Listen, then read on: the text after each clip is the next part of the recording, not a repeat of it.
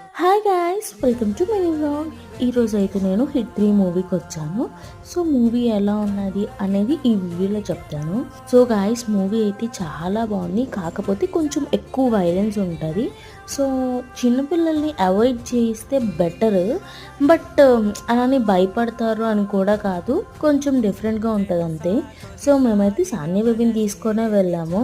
So చూడండి, తను movie starting నుంచి కొంచెం క్రాంకీగానే ఉన్నది ఈసారి.